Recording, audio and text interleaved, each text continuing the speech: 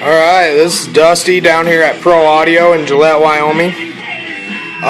Previously on our page I showed you guys a picture of a cobalt blue Harley Davidson.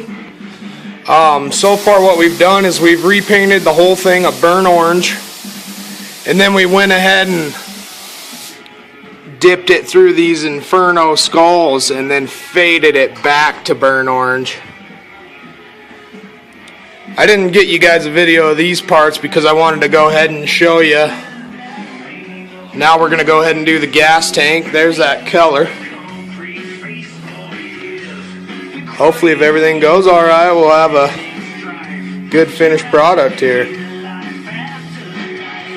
The thing about gas tanks is they are full of air, so it's kind of hard to push them underwater. Just kind of got to force it right there. Go ahead and kick on this pump for them, clear away all this extra.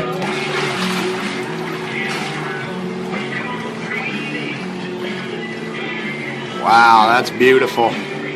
Now we'll go through and we'll fade these sides back up with burnt orange, and it'll look like it fades together.